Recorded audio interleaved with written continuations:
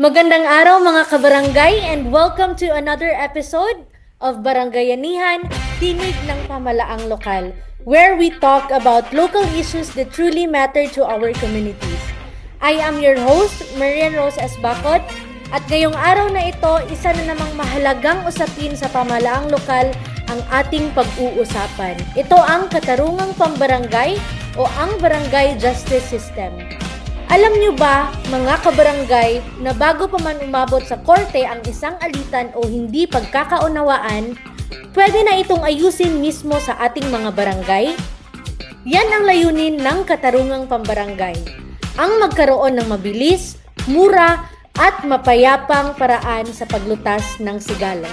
At para bigyang linaw ito, makakasama natin ang isa sa mga eksperto sa larangang ito, si Local Government Operations Officer 5 Muhammad Rehan Raupan, ang katarungang pambarangay focal person ng DILG Iligan City at kasalukuyang LGOO 5 sa Local Government Capability Development Division ng DILG Region 10. Magandang umaga po Sir Rehan and welcome po sa Barangay Bayanihan. Hello? Hi, yes sir, you are audible po. Okay. Magandang araw. Mary yan, tama ba? Yes Miss sir. Mary yan. Ayan. At sa Yes. lahat ng ating mga tagapakinig at maraming salamat no, sa pagkakataong maging bahagi ng inyong programa. Yes, thank you very much din po Sir Rehan. No? So Sir Rehan, for the benefit po of our listeners, no, especially sa mga youth and ang ating mga barangay officials, could you please explain what Katarungang Pambarangay is and what it aims to achieve? Okay. So ang katarungang pagbarangay ay isang mekanismo ng pamahalaan na nakapaloob sa ating local government code, partikular na sa Chapter 7 ito, no? So layunin nito na resolbahin ang mga alitan sa antas barangay sa pamamagitan ng tinatawag nating conciliation at mediation bago pa man ito umabot sa korte. Sa ganitong paraan ay napapabilis ang hustisya at napapanatili ang pagkakaisa sa ating mga komunidad. Kasi alam naman natin ngayon, Miss Marian, na parang ang justice system kasi is napakarami na ng mga Okay. kaso sa ating mga korte. So, ang layunin talaga nito ay nais nating ibsan ang burden sa ating mga korte, especially sa mga kaso na hindi naman kailangan, yung mga maliliit na cases na lamang, na hindi na kailangan pa iakyat sa ating hukuman. Okay, sir, very well explained po, sir, no? So, pero sa inyo, sir, sa karanasan ninyo bilang focal person ng Katarungang Pambarangay, ano po ba ang mga karaniwang hamon na kinakaharap ng ating mga barangay officials sa pagpapatupad ng sistemang ito? Kung ako lamang ay magbibigay ng isang hamon, siguro ito ay patungkol sa kakulangan sa kaalaman ng ilang mga ating mga barangay officials no, sa tamang proseso at pagdinig at pag-ayos ng ating mga kaso na sasaklaw ng ating katarungang pambarangay. Minsan may mga kaso ring hindi saklaw ng KP pero Okay. tinatanggap pa rin ng ating mga barangay, ano? So kaya malaking tulong talaga mga training at ating pagbibigay ng mga orientation Okay.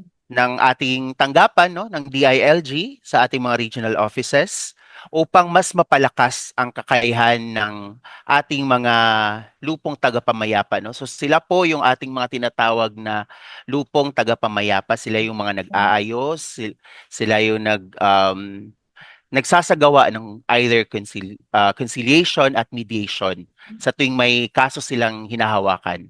Tama naman din po, Sir Rehano. So, dito din po pumapasok ang role ng Department of the Interior and Local Government.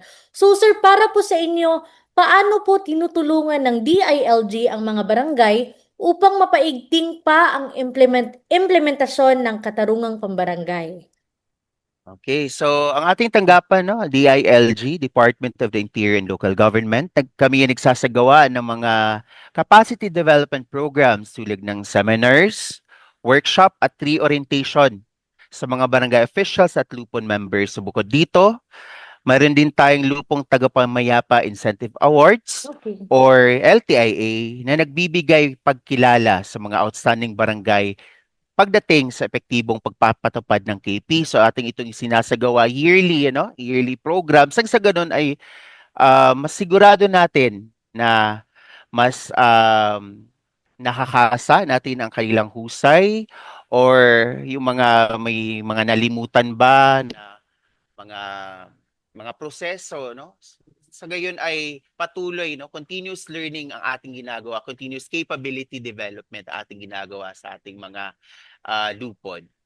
Dito natin makikita talaga, Sir Rehan, no, na hindi talaga basta-basta yung mga trainings na ino-undergo ng ating mga barangay. Kasi hindi bihira po na magkaroon ng barangay justice system na masasettle na sa kanilang level. So dapat si DILG talaga maraming mga trainings and capacity development programs na ginagawa para sa ating mga barangay. So sir, napaka-inspiring naman po ng sinabi nyo, no? So maaari po ba kayong magbahagi ng isang success story o mga best practices mula sa Iligan City o kahit sa ilang dako ng Region 10 na nagpapakita ng bisa ng katarungang pambarangay? Okay, no? So, halimbawa nito ay dito sa ating nasasaklaw na syudad, no? Ang Iligan City. Katagalaga namang napaka-aktibo sa ating katurungang pambarangay. Halimbawa na lamang dito, may isang barangay, no?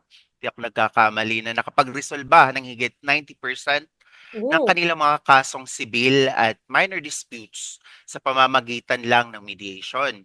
Dahil dito, naging mas mapayapa at mas nagkaisa ang mga residente, no? So, kung iisipin natin, no, ang very effective talaga siya kasi nga natulungan nating hindi na ito maiakyat sa ating mga hukuman, no? So, tayo'y nakikiisa sa hindi lamang sa pagpapanatili ng tinatawag nating kapayapaan, kundi tinutulungan din natin ang ating mga hukuman na hindi na madinig itong mga kasong kaya naman nating resolbahin sa ating mga barangay.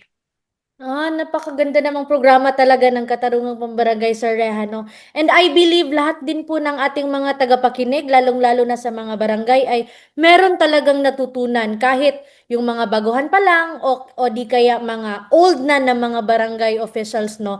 Alam kong marami talaga silang natutunan sa airing na ito. So, sir, bilang pagtatapos po, ano po ba ang inyong mensahe sa ating mga barangay officials at mamamayan tungkol sa kahalagaan ng katarungang pambarangay sa pagtataguyod ng kapayapaan at hustisya sa lokal na antas? Okay, no? So, sa lahat po ng ating mga naaabot ng programang ito, no? Mensahe ko lamang po ay napakasimple. Ang katarungang pambarangay ay hindi lamang tungkol sa batas, kundi tungkol sa pagkakaisa at malasakit. Kung maayos natin ang mga alitan sa ating mga barangay, malaki man ito o maliit, no? Kasi hindi naman natin magkakaiba tayo ng mga cases, no? Maaaring sa akin maliit, sa iyo naman yung malaki, 'di ba?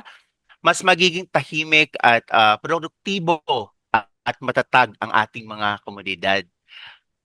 Yun. Okay, sir. Sir Rehan, maraming salamat po, no, sa pagpabahagi ng inyong kaalaman at karanasan.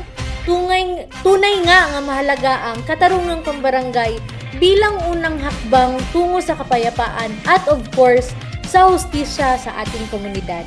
At sa ating mga tagapakinig, no, tandaan mga kabarangay, ang pagbabago at kapayapaan ay nagsisimula sa ating mga tahanan at pamayanan. Ako po si Marian Rose Bacod at ito ang Barangay Bayanihan. Tinig ng pamalaang lokal, ang boses ng mamamayan para sa mamamayan. Hanggang sa muli, dito lamang sa Barangay Bayanihan.